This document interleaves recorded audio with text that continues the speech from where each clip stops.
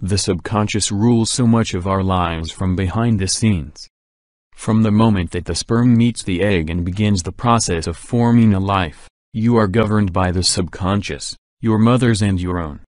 The subconscious is the force that tells your heart how to beat, when to blink, when to feel hungry.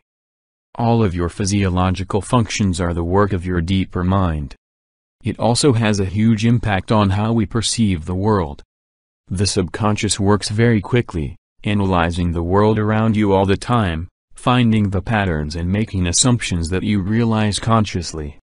In metaphysical terms, the subconscious is the force that can make or break our creative and spiritual processes. In many ways, the subconscious is a truer reflection of your soul. It is the foundation upon which the ego and the conscious mind are built. So how do we make it listen? This is not an easy answer.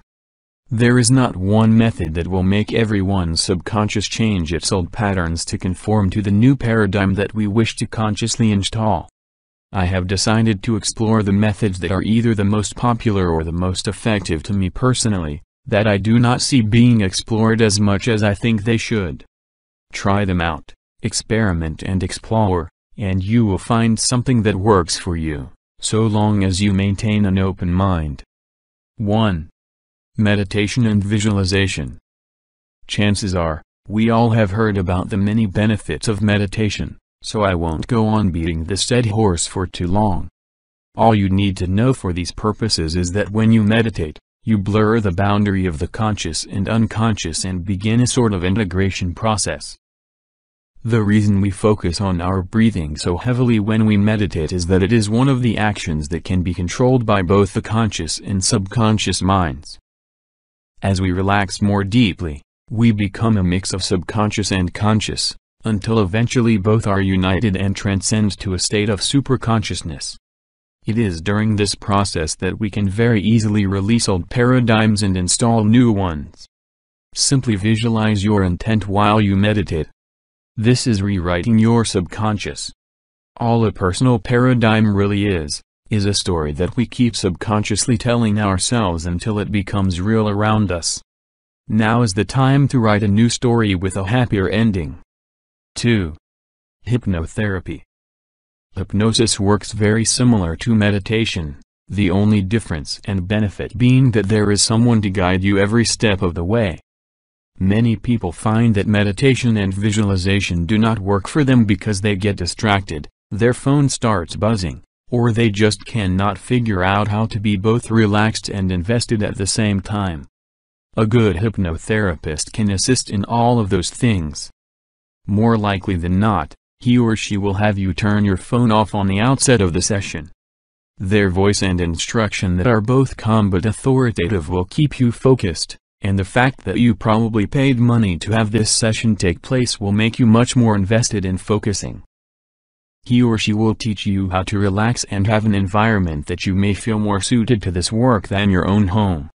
I am aware that not everyone has the opportunity to find a hypnotherapist, and that is okay. There are still other methods that can be explored, and there are also a wide variety of guided meditations and recorded hypnotherapy videos online, for free. 3. Sleep. Sleep, like meditation, is a time when the boundary of the two minds is thinner.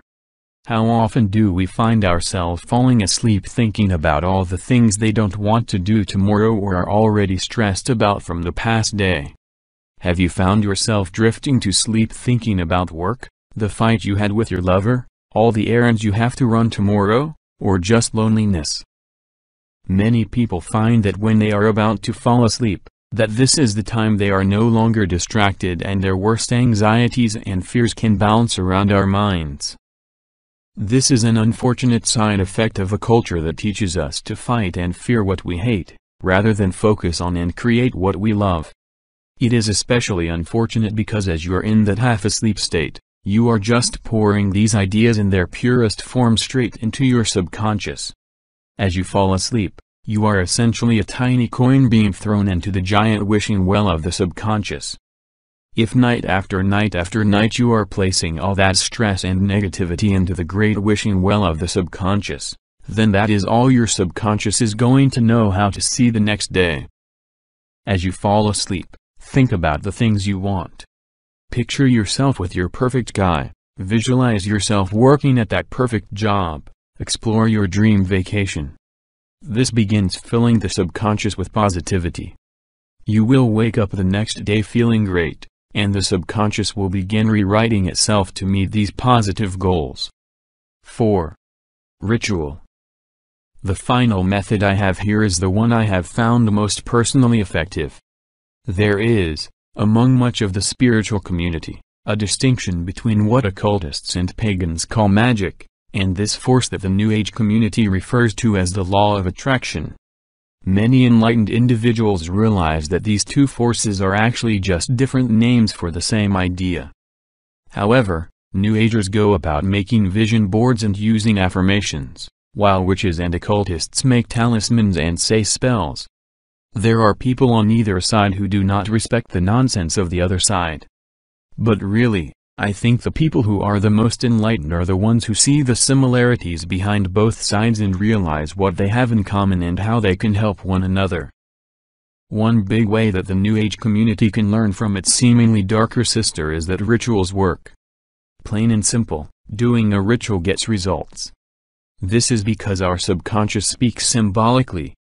It is very receptive to symbols, and a ritual is, on a level, a way of communicating symbolically to your subconscious. When a Wiccan lights a green candle, burns some incense, and says a spell to attract abundance, they are communicating to their inner self. Their subconscious understands the symbolism and accepts it, and sets to work making it happen. The rituals do not have to have ancient hymns to long-dead gods or blood sacrifices. It can be as easy as lighting a candle and saying some words. The best rituals are personal ones, so devise some for yourself. Be creative. There are many other methods that I have not included in this article for the sake of length. I will explore this in later articles, but I feel this is an excellent starting point. As always, love and light my beautiful brothers and sisters. Kyle.